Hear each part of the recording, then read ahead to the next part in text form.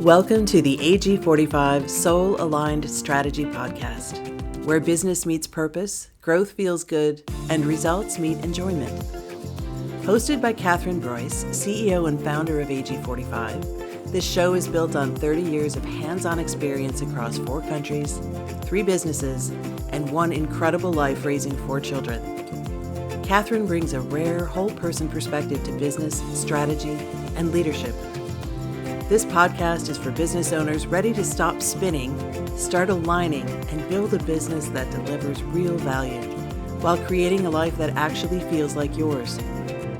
At the end of the day, you are the engine behind it all. And when you're clear and aligned, everything moves with purpose. It starts with you. Let's dive in. Welcome to the AG45 Soul Line Strategy Podcast. We have a really special guest here, Nikki Lee from Genhead. Love that Nikki is on. We collaborate on few things, so it's amazing to have her here, and what she's doing is really cool. But I am going to actually pass it over to Nikki, because Nikki, I want you to share with the audience who you are as a human, and then tell us about Genhead. Okay, wow.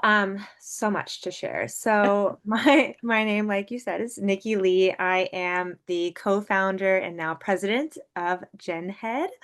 Thank you so much. We are a AI growth agency that focuses on helping particularly small businesses uh, implement the systems that they need to scale without the chaos. And then we come in and help fill in gaps where it's needed. So whether that's helping with things like branding or other marketing services, I have an amazing network of artists and collaborators who I'm able to and fortunate enough to bring in and share with these amazing innovators and visionaries. So it's a really fun time for me. I love it. And can you share, and by the way, I want to say that I have been working with Genhead for almost a year now in the CRM and now the marketing space. And the whole organizing your life, I love that you said chaos. We all have chaos in different ways, and having a system is really important. So, hats off, because love the system. And in terms of, I want to hear about you though, because I know you've got a really interesting life. You've shared pieces of it, and I'd love for you to share a bit more about who you are with the audience. Okay, I see you. The elevator pitch was not enough. I got it. No. So I was born and raised in Charlotte, North Carolina. So at my heart, I'm definitely a Southern girl. Are you a Tar Heel fan? Um, oh, okay. You put me on the spot because I definitely have friends that went to UNC that if I said I was not a Tar Heel fan, I would definitely be like, uh, uh, they would never speak to me again. But I am in my heart and soul, I bleed garnet and gold because I'm an FSU girly. So when it comes to the ACC, I definitely am a Seminole. But I have a lot of love and respect for the Tar Heels. And who doesn't love that Carolina blue? So, Well, um, my sister and brother-in-law, they went to UNC. oh, really? Well, so my mom and my sister went to NC State, so there's a little bit of a rivalry there, not as much as being, a Duke, uh, what is it, Duke Yeah. Devils? Sorry, Yeah. sorry, Duke fans. But yes, so I know that there's more of a rivalry there. I just usually go like Florida girly over here, like sorry. Uh, Yeah, so and you've lost that. You don't have the Southern accent. yeah, so my parents are from born and raised in Virginia, outside of DC. So they moved to Charlotte right after they got married, right before they had me. And Charlotte's just sort of this really weird melting pot because of Is it's sort of like weird in between city between Atlanta and DC. So you get I feel like very rarely was I ever meeting people that were actually from Charlotte. So I think because of that, I was spared from the crazy Southern drawl. But I am not afraid to throw in a y'all every once in a Y'all, while. I Uh, think y'all is one of the best words ever because I lived in Nashville for many, many, oh, many really? years. And so y'all is like, I think it's easy, it's quick. It's like, hey, y'all. I am all about efficiency. So anytime that I can combine a bunch of words into one, I am all for it. So yeah, Yeah. y'all is great. I'm not afraid to throw in a bless your heart if you really get me going. Uh Oh, I forgot so about that. Oh, yeah. bless your heart. So yeah, yeah. Sweet Jesus. Uh Yeah. so You're bringing me back. It's been a long time since I was in the South and I oh, definitely aspire to be like a old Southern woman when the time comes where I'm just like sipping on some sweet tea and just rocking in a rocking chair and just like hearing about all the town gossip. Like that will be me and I will be living my best life. on the front white, like on the porch, and you're like the rocker lounge. You see like a Cracker Barrels. Exactly. My potential husband, if I'm married at the time, will have his like hat and he's like fanning it with himself, like, Lord, it's so hot out here. Yeah, you be going, I declare, oh my gosh, it's hot outside. For real.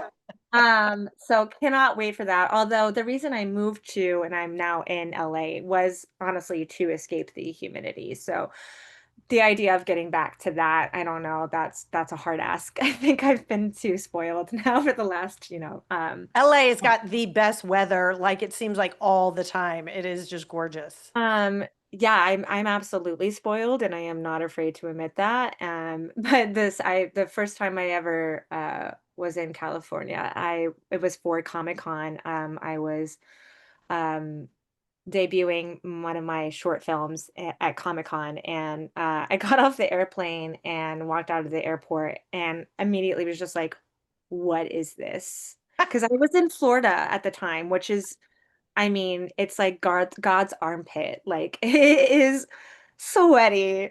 So So you are South Florida, South Florida. I was North Florida. I was like basically Georgia. So just to give some Okay. context here, I graduated from high school in Charlotte. Decided to go to Florida State. If you couldn't tell, obviously from our conversation already, what drove me there was I was always interested in telling stories, and was always at a young age really gravitated towards film and filmmaking. So I was the kid that was like getting those digital cameras that where you could like record movies on, and I was recording my friends in the neighborhood like riding around in their scooters, uh like pre-Jackass phase, and like recording it, and we're not as crazy as that, I will not we were very PG. um and basically just kind of fell in love with the medium and realized that I wanted to and the best way to connect with humans was by sharing moments, sharing stories, and bringing people together to watch a unified experience and then watching how it impacts everybody. It was just so fascinating to me. So decided to go against my high school counselor's better wishes. He was like, "You don't want to be a doctor and go to UNC?" I was like, "No, I want to be an artist." So I went to Florida State, got my undergrad in creative writing, minors in business and film, and then stuck around to get my master's and at the film program there. Which, if you're not familiar with the film program there, it is one of, if not in my humble opinion, the best film school program in the country. It is the only just a humble plug here, but it is the only film school program in the country where they focus on putting everybody on a level playing field and they pay for everybody's films. So you're not coming into the program like little old me from Charlotte, North Carolina. It's not like, Steven Spielberg's my my like godfather. Um, so like coming in, not knowing anybody, not, knowing that I have a love for the art, but not maybe any experience in that. You didn't need that. They really were looking for true artists that, that maybe didn't have that background. And they put everybody on the same you know, playing field, and they make you learn and run you through every single position on a film set. So I was directing, and then I was ADing, and then I was literally running cable as Best Boy Electric, and then I was setting up C-stands and driving big trucks around to film sets. So that really instilled an amazing work ethic in me. Punctuality and getting used to working long days where you're talking minimum 12 hours. Running, like I said, cables and sweating. And it's in Florida heat, like in the summer where it's just so swampy. It's so swampy. So Tallahassee's in northern Florida. It's Yep. basically Georgia. You're like 40 minutes from the line. So you've got the beautiful like Spanish moss and like the old trees, and it's really, really pretty. But I did escape to South Florida any chance I could get, because South Florida is just gorgeous. Um, so uh yeah, from I graduated from with my master's in, oh Lord, 2017, and then moved out to LA like right before, like a few days, I think, right before Thanksgiving. And I have been here ever since and just absolutely loving life. I definitely always said that I wanted to move out to LA since I was a kid. It just felt like my heart was always calling me to the city. And I'm so happy that I listened to my instincts, because I really do owe so much of who I am today to um, the city and the amazing connections that I've made here. And so from that, started working my way through the film industry, working on music videos for people like Lana Del Rey and Miley Cyrus. To working on promos for like Conan O'Brien, to uh, uh, producing and ADing a feature for my friends literally right before COVID. So, done a little bit of it all, worked my way through the ranks, and got to a point right around COVID where I think, like a lot of people, it was time to sort of reflect. I was on literally the last film set that was operating before the shutdown. I mean, they literally told um, the people working on set that we were going to have to hold, because remember at that time, everyone was like 2 weeks. We just have to get through 2 weeks. They literally Well, told, I was in Australia and it was like we oh, call it like China down under because we were like, if the US felt it was strong lockdown, oh my God, Australia was 1,000 times stricter and harsher. really? Um, yeah, it was crazy. I mean, I remember hearing the whispers of it coming here, like, and I mean, yeah, I remember hearing it on the radio before everyone realized it, and I was like, it's about to happen. Like Mm. it's gonna spread. Like this is it. We're on the cusp of a pandemic. No, Nikki, you're crazy. No way. And then of course, like uh not even like a month later or two, it was like, okay, yes, it's here. We're probably gonna have to do a lockdown. So and I remember, I mean, it was just utter chaos in the city. Uh, so still processing all of that, quite honestly, like I think most people are. But I was on the last set. They literally told us like hold on to everything, because like equipment and stuff like that. Like we're talking like millions of dollars worth of film equipment that they're literally telling the people on set just hold on to it somehow in some way or shape or form, like the trucks at your house, because and we'll just have to figure out how to get it from you once we get out of lockdown. Well, it wasn't 2 weeks. So, and I remember um there was a lot of reflection. I lost my grandma during that time. Very sobering, having to be away from your entire family. Um, very, as you can tell, Southern girl, very family oriented. My dad is one of 8 kids, so big family on that side. And to lose my grandma during that time, to not be able to grieve with my family, to not get to uh, be at the funeral and properly mourn her the way that she deserved, because that woman was an incredible person. Um, and having to watch that through Zoom from my bed alone was going through at the time also a breakup, a very, very fresh breakup, because my boyfriend at the time moved in literally a week before the lockdown. We did not know this was going to happen. So it was just a lot. And so in that time of reflection, I realized I was at a point where I could either continue on continue on working in the commercial industry. Very easily saw myself becoming a producer. Worked with several women in that space. And no shade to them, but I could see how the years of working in that kind of grind had kind of jaded them.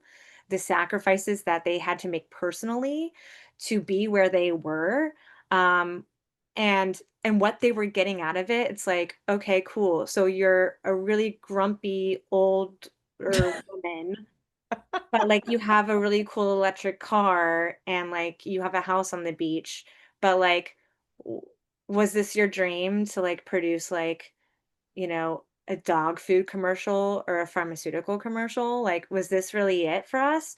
And so I had that moment where I was like, okay, I went into this to work through the ranks from the bottom up because I genuinely believe that to be the best leader, you have to understand how to do every position or at least be willing to do every position. I should never ask someone to do something that I am not willing to do.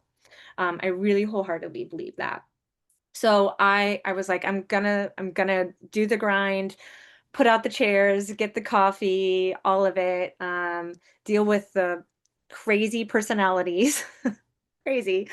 Um, and I am going to be such a better person for it, coming out of that. And I was at a point where I was like, okay, I can continue to move up and start coordinating, start managing, producing, or I can and literally just do that and fall into this trap that I'm seeing a lot of other, especially women, Become fall a grumpy old into. woman with Yeah, the where beach it's house. I mean, the sexist comments, like, we can dive into that if you want, but they're very much real, and they're very much there. I saw it all the time. Um, the number of men that told me, like, "The only reason that you're here is because 'cause you're pretty," uh, or that you're asking too many questions, and the only reason that you've been able to get this far is because 'cause you're pretty, and it being like, do you know me? That is not who I grew up as. I was not the popular pretty girl in class, so it was very jarring to come from, like, being, like, the nerd to, like, that, and I was like, "When did this happen?" Yeah. Because no one told me. I have not been using that to my advantage then properly. Um but so I decided my parents had started a small business. They opened a franchise for an IT training company. Um, in Raleigh, North Carolina, and I saw that they desperately needed someone in marketing, and I saw an opportunity to take my talents and help them out, work maybe a more structured 9 to 5. But because I was on West Coast hours, it was going to be 6 to 2, and that would give me freedom in my day to work on my own personal projects, to be able to write again, to be able to work on actual passion projects and actually have the money the money to be able to do that. So I decided to shift. Of course everyone's like, aren't you so afraid you're not working in film anymore? Doesn't that mean you've given up? And to me, I was like, absolutely not. This is the way that I can give myself power and empower myself to take control of the time that I have, and rather just be sort of another cog in the machine, like, to actually, have a say in how my time is shaped. Um, because you only have so many hours in a day, right? So, um, I I decided to work with my parents And then from there, I met my co-founder, Pat Riley. He was another franchise owner in Wisconsin. He hit me up and was like, "Hey, you want to start a business together?" Um, and I said yes, and now here we are, 2 and some change years later. I am the president of Genhead and cannot believe that this is my life and that I wake up every day getting to do what I do. So, yeah, so That long. is awesome. Now, and what's interesting is you've said a couple things throughout that Said struck a me. lot. I'm sorry. No, do not apologize. You're a storyteller. You're telling a story, and it was fascinating, and I loved hearing it. And you know, I was listening to not only what you were saying, but how you were saying it. And I think when you were talking about Florida, Yes. and when you moved to Florida, and you said, and then you moved to LA, and you made a comment of, and this isn't exact, but along the lines of, I'm so glad I listened to myself, or I followed, I don't know if you said intuition Our but intuition. Hmm. and so that was one. So I was like, oh, interesting. So aligned, and then you moved through and you worked through the film industry. Sounded like you had an amazing experience and amazing time. But it feels to me that at some point along the way, maybe there was a misaligned, it started to be misaligned in terms of with the soul, in this whole like, Hmm. I don't want to be, or maybe it was like the future of it was like, oh man, that's Yeah. really the misaligned. And Yeah. then you moved through. So I was hearing this like that you really listen to what makes sense for you with your soul and how you align it to your life. I'm just realizing some things right now, Catherine. So you're making me laugh. I'm sorry. But yes, I do. What are you realizing? Share. Tell me, Um, tell me. um, I have always in my life been that like if you've ever met me at any point in my life and then we were to disconnect and then come back in again. That's happened a few times with friends, just natural relationships, people move away, things like that. Every time that they come back and we get together, they're always like, "Oh my God, you're the same." Like, of course, you've grown, all of that, but you are still Nikki. And that's because, like, as long as anyone's ever known me, I've always said, like, like people would ask, "Okay, so what do you want to do growing up?" And I would say with the absolute confidence, I would look them dead in the eyes and I would say, "I'm going to become a film director and I'm going to tell stories." And I mean, even to this day, if you ask me, like, are you like, what about that? And I'm like, I'm absolutely going to be a director and I'm going to tell stories. I'm just the way that I'm getting there is a little bit different. Um, but like every day, even right now, like I'm creating, I'm telling stories. The industry's just changed. So, um, I get this weird thing where it's like, some this happened even with like choosing college. I just remember like Googling and reading the top schools. I saw Florida State. I'd always, because my grandparents lived in Florida, I always loved visiting them. I wrongfully thought that and assumed that Florida State would be at the beach. It's not. So that was a little bit of a shock, but I just remember seeing like I get this thing in my head. It's like a one-track mind where it's like the second that I've decided something, like that's it. And you can try and share your opinion with me. I love hearing counter arguments. I love hearing all of the reasons why I shouldn't maybe pursue or do something or consider something because you should always be able to hear other people's opinions, and maybe sometimes their perspectives are right and are worth, giving weight to. But usually a lot of my decisions are 100% intuition or like a gut instinct where something inside of me is like that, Nikki, that. And then I follow through. Like I knew nothing about LA, but when I was 15, my heart was like, you're moving to LA and you're going to tell stories. And since then, I was like, I'm moving to LA and I'm going to tell stories. And like that has always been it. Florida State, I'm gonna go and I'm gonna be in the film school. I did not get into the film school the first time I applied. Um, so that I didn't do my undergrad there, and I was devastated when I found out that I had to stick around a few more years to get my master's degree because I was like, my heart, like I'm supposed to be in LA. Like I can't start my life. I can't start telling these stories until I get out to LA. Um, but with that being said, like I always knew like my heart, I was supposed to go to Tallahassee. Like so much of my college experience has shaped me as a person. I would not be here today without those experiences. Like so appreciative for every single second of it. So appreciative of everything that I've been through to get to this point. So Genhead is very similar, and the way that I do my strategic planning and all of that is 100,000% gut-based, weaving what some people might say very ambitious and crazy ideas in my head.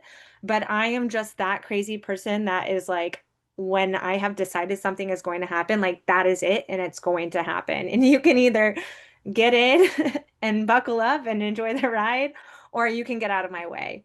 Well, and so I love that because actually a lot of the stuff that I hear you saying, I mean, not the film parts or anything like that, but just this when you see it, when you actually are clear about who you are and what you want, and then you align it, you align your life, you align your business, the people you hang around with, whatever. It is like then the action comes because it is like you are a train that no one can stop. And it's like you know exactly, maybe not exact steps in terms of how you're going to do it, but you just know that's where I'm headed. That's what I'm going to get. And I'm going to do whatever it takes. Yes. It's like That freeing. it's what? Like freeing. It's like liberating, and you're It like, is. oh, I know it's purpose, right? Purpose driven. I've defined my purpose, and now the sole purpose of my day to day is to see through that, see through that and like live that purpose. And that And makes you not enjoy the journey, right? so let me ask this though. And because there have been times in my life where that crystal clarity and that alignment, it is so spot on to like, it's like bullseye spot on. And there's no stopping. There is absolutely no stopping. And you get it. You get exactly what you want. There have been times in my life though where it has been, I'm, you know, semi, like clear, but it's not that pinpoint bullseye clear, and it's that alignment. And you get there, but it's a little bit harder. And then there have been times where it was like, what the now I've been on this earth longer than you, so there's Yeah, there's probably a lot more opportunities for me to F up along the way. And I'm not implying that you will F up, but I um, will. To be human. so it sounds like there was a lot of very clear bullseye, clarity, alignment, and action throughout your journey. Has there been, though, like a time, whether personally or in the business, where you're like, you've either felt misaligned or you didn't have that clarity, or you just look and you go, man, that was just, what was I doing? Yeah. Absolutely. So, I can have clarity all day. That doesn't mean the universe has that clarity. Ah, We're on the same page, right? So, um, I'm at point A and I know point B. I've defined it and I know where I want to get to. The journey to get to point B, I'll map it out where I'm like, okay, here to here, easy, done. But the universe loves to say, no, no, no, we've got other plans for you. And so what should have been a simple road ends up being a crazy roller coaster of, upside down and twists and all of those things. I mean, my clarity was that I was going to go to Florida State and I was going to go into the film program. That was what I was going to do. And I didn't get into that. you know, that was a big moment where, I think a lot of people would go, okay, well, I'll do something else. I was like, no, I'm going to figure this out. I'm going to continue to pursue film. So then I was like, all right, I'll go and I'll major in media communications. I was so overqualified to be in that program, but they did not accept me for whatever reason. I helped another girl out next to me and they accepted her. And they were not basing it on the correct, in my humble opinions, merits. Um, and Well, that's, so, I think, welcome to a lot of yeah, universities. yeah. And I remember the counselor, and I'm so used to this. Like, it's so backwards. I'm so used, like, I think, like, when you hear the classic artist tale, like, it's the kid going and telling the parents, and the parents being like, no, why? Like, you're so much better than that. Don't do that. Um, my parents were so supportive. The second I told my parents, they were like, yes, absolutely. Like, they were figuring out how to get me equipment, figuring out how to get me into like classes, and so I could explore that medium and that art and that passion. Eternally, forever grateful for that. But for some reason, my educators and my counselors could not get on the same page about that. So I went to Florida State. Uh, I was like, okay, I'm going to do media communications, or sorry, media production. Um, and I remember sitting in the counselor, and the counselor was like, "Are you sure, like, that you want to do this? Like, what if you don't get in?" And then I looked her dead in the eyes, and I was like, "There's no other option for me. So I'm either doing this or I will figure something out. But this is the path that I'm taking. So this can either get aligned with me, and you guys can be proud to have said that I went through your program, or not. That's your choice. That's not mine. I know what I'm going to do." And I don't think that she was prepared for that response. But I get so sick of hearing people like, especially like, and maybe this was like the rebellious 18-year-old in me, but it's like, why, who are you? You don't know me. Why do you feel like you're entitled to tell me what I can and cannot do? That's not your job as a counselor. So, um, that happened. And then, I mean, Florida State promised, college tuition's crazy. They promised that if I moved there, I could like become, I could move in with my grandparents, become a Florida like President. resident. Thank you. I Yeah. was like, Florida citizen. That's not the right word. No. Resident, Florida resident. And that in a year I could get in-state tuition, and they kept denying me, saying that I moved to the state on tuition purposes, which was not what they promised me when I went to check out and tour the school. And I mean, the guy at the registrar's office was feared me. He would see me come in like he was always like, "Oh my gosh," because I mean, I did everything. I started a business in Florida. I did every other thing that I could possibly do. I was paying taxes in Florida.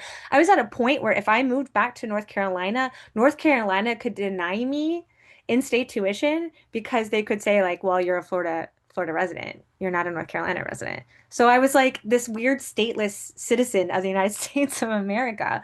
Um, It's and kind of like people who live overseas, we still have to pay US taxes, even though we don't actually do anything here. Nobody knows that, by the way. So many Americans don't know that. So for 22 years, had to still pay US taxes. Uh, only country, first world country that does it. And there's only two other countries that are underdeveloped that actually force it.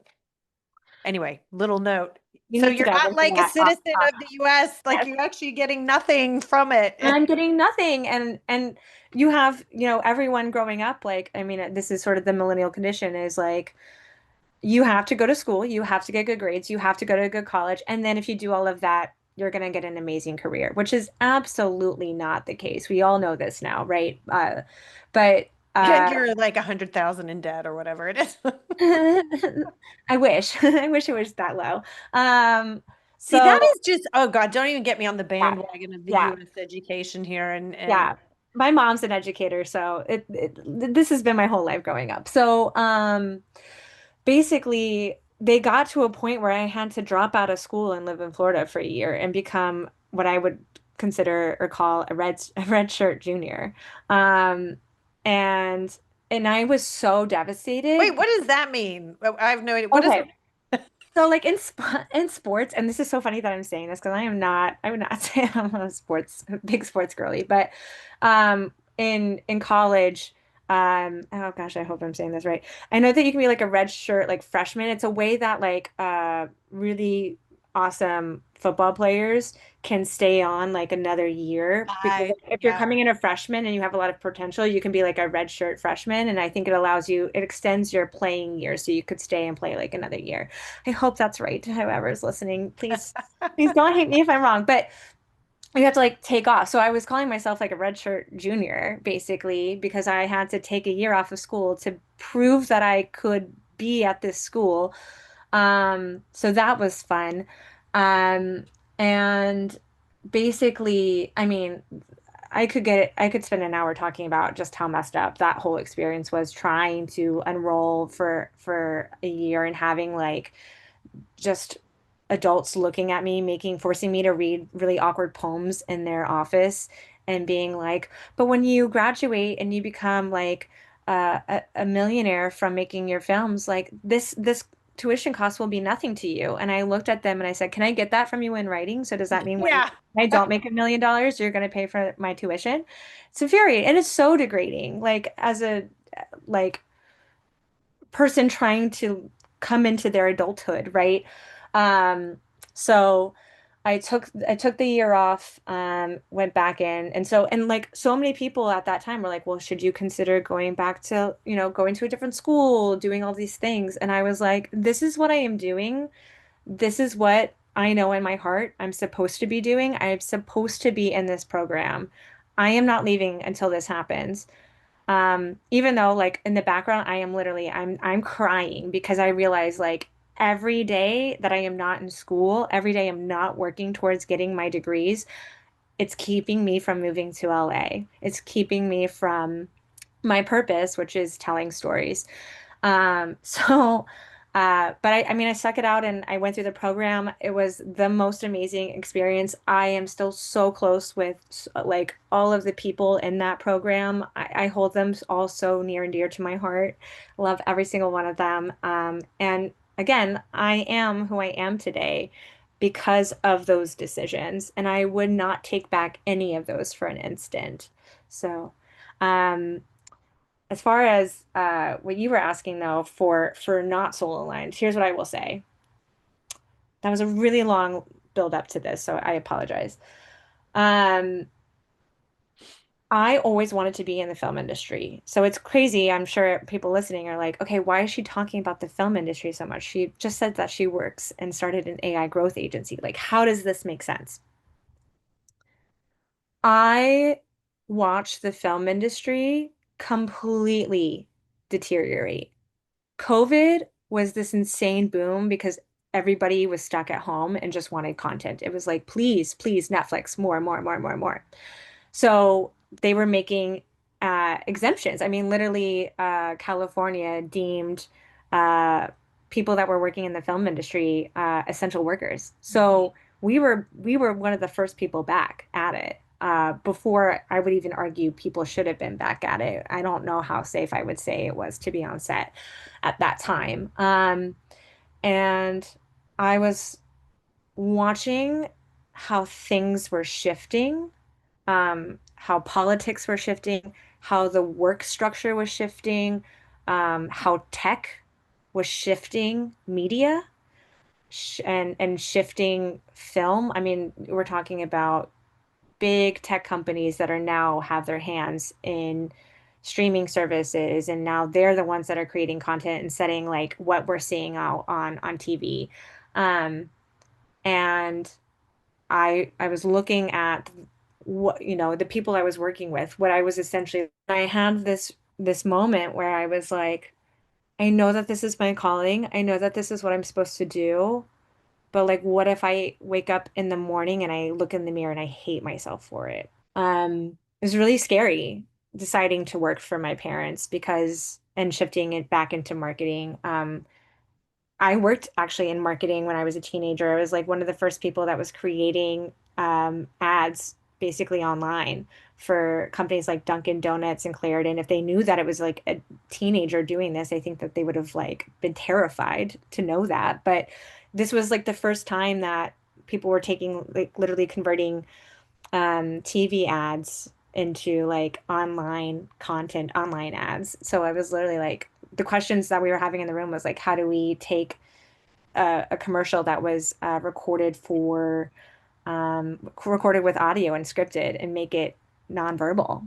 Um, so all of that is to say, like, I always felt like in my heart, I was like, I'm really scared that I'm going to get back into marketing. And I was like, but that's not what I want to do. I want to go into film. And then I had this moment where I was like, you know what? This has always sort of been, I think, a part of me.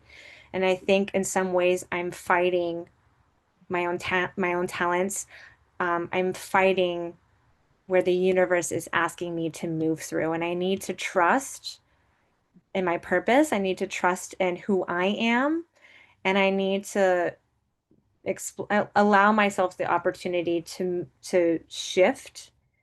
And yes, I was so worried about the perception, right? Everyone, like I said before, was like, "Well, aren't you so sad? Aren't you so like scared that you're out of the industry now? Like you're never going to get back in?" And I was like, "No, because if I know that I'm waking up every day with my purpose of what I want to be, of who I want to be, um, the opportunities will always present themselves." I feel like a lot of people talk about luck. Like very successful people talk about like, especially in the film industry, they're like, "Oh, I just was lucky. I got lucky." Yes, luck is maybe plays a part of it, but what we don't talk about enough is preparation. About being prepared so when that lucky opportunity presents itself to you, you're ready to say yes. And so that was my shift. Um, I moved forward in that direction. And what's crazy is that I never thought that shifting into, it was kind of one of those things where I was like, well, if I can't beat them, then join them, play them at their own game, and then beat them at it. So I was like, you know what? Maybe by moving in this direction, I'm actually getting closer to my ultimate dream. And now it's shifted because not only am I trying to build my dream for myself, but I'm like, how can I build the dream for my people, for my friends? How can I get them to be able to wake up every day and do what it is that they do and give them those opportunities, create that lucky opportunity for them? And that fills me with so much joy. So it's interesting too, because I believe when you had mentioned your purpose originally, and again, I could be um, taking it slightly different from what you said, but you said telling stories or in film or in some place in film.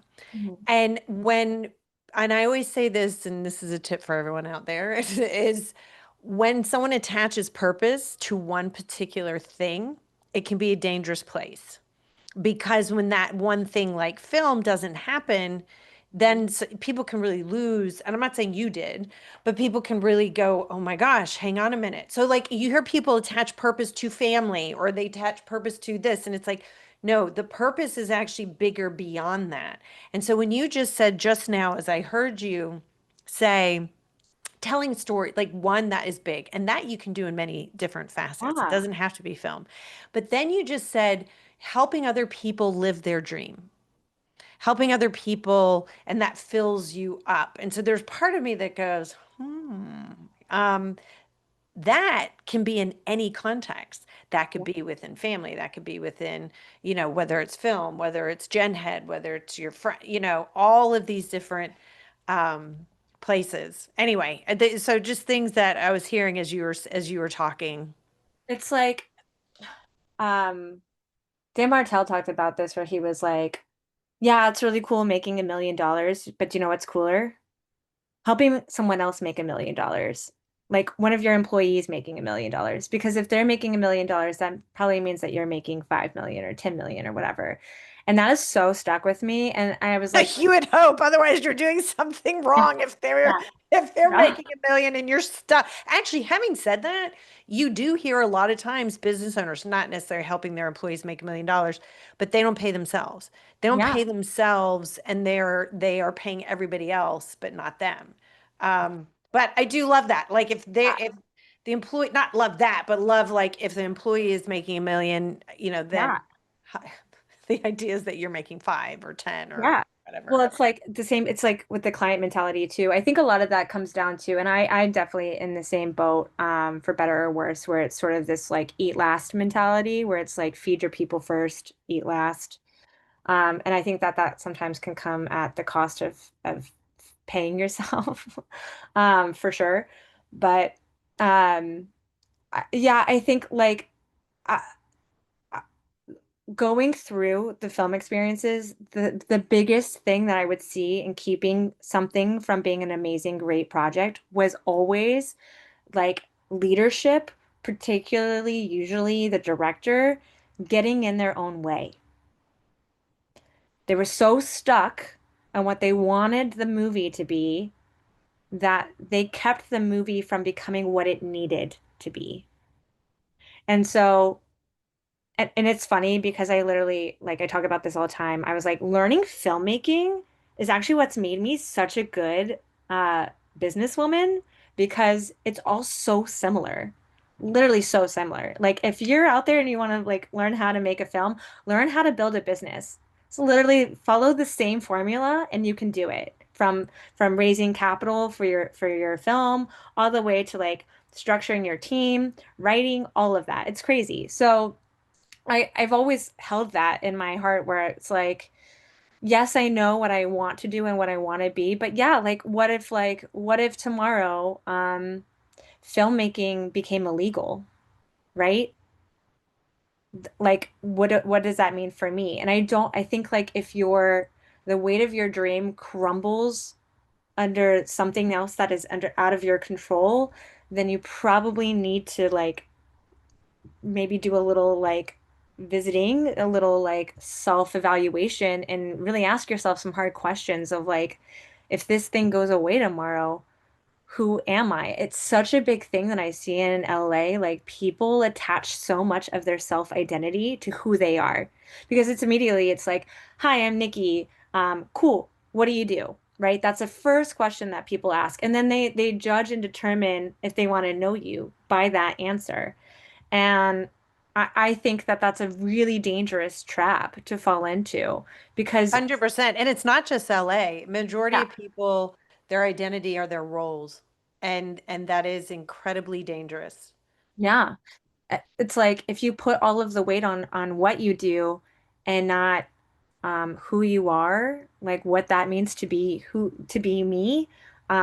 It's so easy to lose yourself in your career. I feel like so many business owners feel like their business owns them.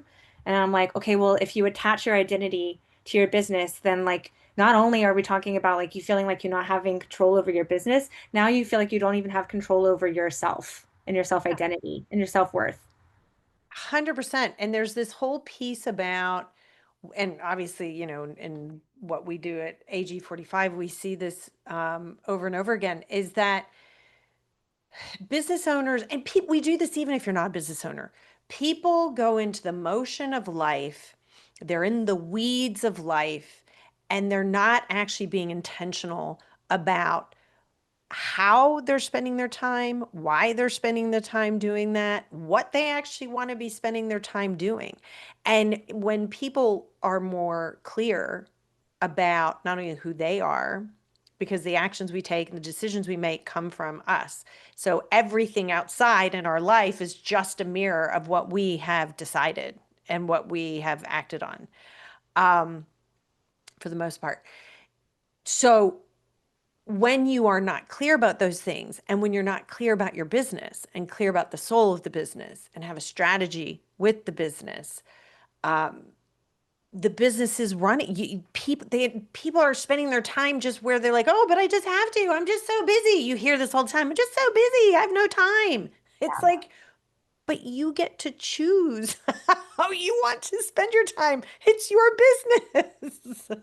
Yeah, some of that I think definitely comes down to control. It's so funny. I was just talking with actually my mom about this morning, where I one in my business is gonna care about, or honestly should care about my business more than me. I can't ask someone to care about this more than me. That's just not gonna happen. No. And so I was like, it's up to me to set the vision the mission and the direction of the company, and make sure that that is clearly stated and felt in our day to day. And she was like, that's so funny. We felt the same way, and then we hired a general manager, and then he kind of getting at, I think, is part of the beauty. Oh wait, you skipped. You froze on the general manager. So what happened? They Oh, hired. okay. So they hired a general manager who is incredible, but he had a vision for how he thought they should build the business, right?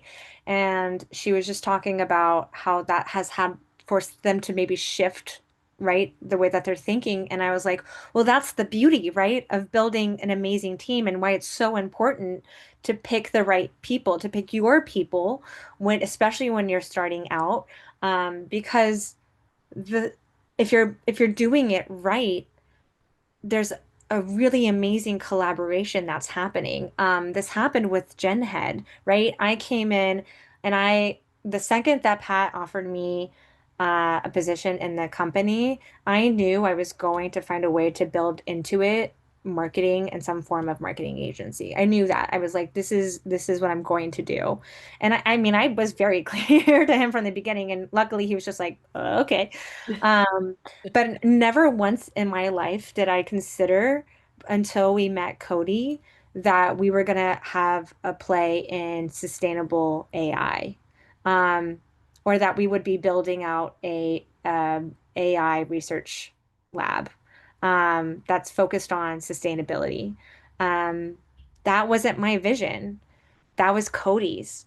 Cody brought that to the table, shared his vision, and not only is it so beautiful and did every part of my body just like light up like a Christmas tree, like I was just like absolutely vibrating. I was like, this is so aligned with who I am. Like, are you telling me that I can wake up every day, get to do what I want to do, and also feel good about it, like be able to sleep at night? Because let's be real, there are some very real concerns around AI and that technology, and the pace at which it's growing and that we're using it. So him collaborating, sharing that dream, I was like, wow, not it didn't shift the dream, it made the dream bigger. Or And now Genhead is bigger than me. It's bigger than Cody. It's this beautiful thing that is taking a life of its own. And yes, it's up to me, it's up to Cody to shape that and make sure that we're moving in alignment with the overall goals and the mission of Genhead. But it gets me so excited to continue to bring in more people, because I'm like, wow, look at this amazing, beautiful example of how one person has allowed us to be a part of a conversation that I never in a million years that I would get to be a part of. Um, so tell me actually how Genhead, as wrapping it up, like Genhead in time. And yeah, this piece, you're talking about AI. And yes, AI, there's so many. I mean, we could go in so many directions with AI, but I would love to understand even more how Genhead and the AI growth piece can help business owners with their time. amazing. So, um, first things first, in terms of time, I think so I'll start with this. I don't know if you saw the MIT report that came out a couple months ago, but it said that 95% of generative AI pilots at at the enterprise level have failed since 2023.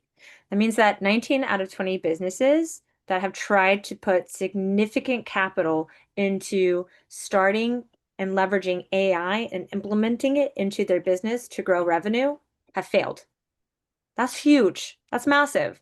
I feel like from the small business perspective, everyone's so focused on AI, and they're like, well, if I'm not using it, I'm behind. You're not behind. Everyone's behind.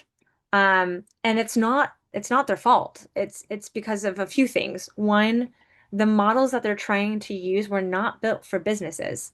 They were built for like research. So you can't, ChatGPT is great on the individual level, but when you try to scale it up for businesses, it sort of falls apart because it's not scalable. So we created our own model, building it off of an open source model, making it extremely efficient. And by doing that, just for context, it's 70%, at least 70% more efficient than most models out there. Because it is so efficient, it's incredibly cheap. And so we're able to offer it to everybody to use unlimited for free forever.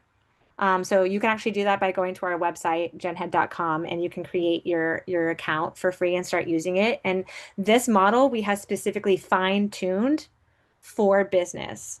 So this is a model that is meant to help you.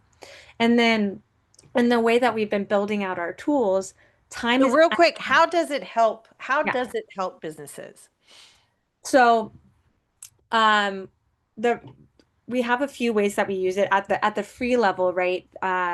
We have I've structured it out to be a lot more organized, so people can organize their thoughts a lot clearer.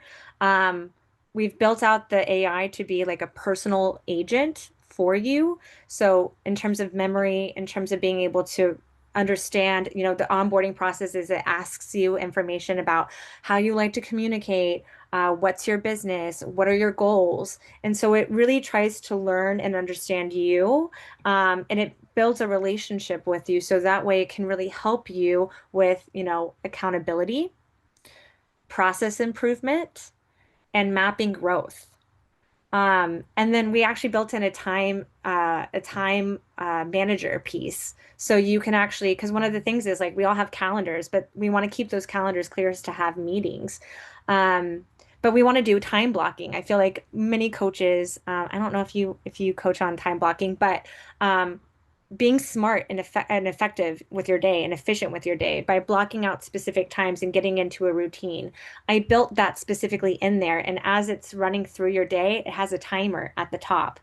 And you can even add milestones. Okay, I want to achieve this, this, this in my time block. And it's right there. And I kind of gamified it a little bit. So it's like as you complete a milestone, you can click on the check mark and then it kind of like confetti goes everywhere for a second. And you can even like add points for yourself and like, keep track of all of that. And as you're doing this, it's all getting added to the agent, your personal agent's memory. So it's helping you reflect, how did we do during this time block? Do you feel like you used the time effectively? How can we improve this to be better? These are ways that I feel personally like AI can be used in the day to day that is not currently, from what I see, being pushed to be used. That is going to make the difference. Um, and then leveraging that into systems. So you can start there from the free model, but then we have, and you talked about this a little bit, Gen Suite, right? So agentic AI, quite honestly, I think is where it's at, where it's at. So did I say AI at? It's where it's at. So we fine-tuned it through and created reinforcement learning opportunities. So that way users can and business owners can go in, use our software and train the model, train their agent on how they want their business to be run. While that's happening, the agent's making recommendations on how to optimize for your business. And through that process, that AI human collaboration, which is so important, cannot stress that enough. We're basically training AI on how you want your business to be run. And so eventually you can start to put your systems on autopilot and the AI is just managing sort of the day-to-day for you. So you can focus on what fills your cup rather than data entry, organizing and managing systems and cleaning things up. That's really cool. Can it do it with my house? So right now my focus is on business, but I definitely am like, how can I use this to like help me with like grocery shopping and like meal planning and like, yes, cleaning. Like it's I the am actually, one thing I will say that I was not opposed to when I heard like the robots were coming out and stuff. I was like, man, if I could get one to do the cooking every night with I the mean, for the honestly, kids when I come home, I've got my and clean the house. Oh my God, I would be like, sweet. it's a matter of time. Like I won't say it just yet, but there's definitely some really exciting things that I'm developing out with my friends on as far as connecting like gardening and like fresh produce capabilities with like bartering capabilities with your neighbors, and then also like how it can help you with like making like home cooked meals and stuff like that. Because I feel like cooking is becoming quickly a lost art, Yes, and it's it sad. is because with time, Yes, because no one has time to do it. because Um, of time. yes, and So, yeah. Nikki, this has been amazing. One thing I'd love for you to share, if there was one piece of advice that you would like to share with other business owners, what would that be? I'm sure there's lots, but if what is the one thing that comes to mind that you would like to share? Okay, well, to bring it back full circle, I definitely would say like trust your gut. Mhm. Um, your friends and your family love you, but they don't understand your business. They're going to act out of fear and love for you. So when you do something that has incredible risk around it, and starting and running a business is risky. Let's be real. I think they even made a movie about it called Risky Business, I think, right? So I actually don't know what that movie's about, uh but so be careful about who you're getting advice from, because if your advice is coming from family and friends who aren't doing the thing that you're doing, they're thinking Or about, AI. or you know ChatGPT does not know you, does not love you. Let's be very clear about that. And AI lies. It's Yes, biased. it does. So, trust your intuition, trust your gut. No one is going to know or understand your vision better than you. And it's your responsibility to set that and learn how to communicate that. And dig in when that happens. And just for the sake of time, and circling it back to time, learn how to say no to things that don't actually serve you or your business. That is a lesson I am still trying to learn myself. Amen on that one. Yeah, and so we all are, but it is a great reminder, and the more clarity and alignment Hmm. that you have within yourself and within your business, the more action you can take towards spending time on where you want to. It's like it's the trap that you fall into when you're built, or like the fallacy trap that you fall into when you're growing your business is like, I'm not in a place where I can say no to anything, so I have to say yes to everything because I need to bring in revenue to feed myself, to feed my people. But what you don't realize is by saying yes to this, you're You're saying saying no to no. other things. Yes. And that's actually where maybe the growth is. So maybe you're actually saying no to your own growth because you feel obligated to say yes to this. It's the opportunity cost. Love it. I Ah, love it. Nikki, it has been such a pleasure. Thank you so much for taking the time and sharing it with all of us. And I appreciate you. thanks. This is so fun. I'm so down to come back and do this I again. you absolutely 100% love to. Perfect. Thank you so much, Catherine. As always, it's amazing to talk to you. So.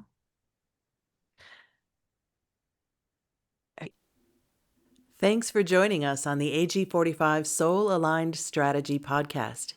If you're ready to align your soul with your business, take back your time, and grow with intention, we'd love to connect.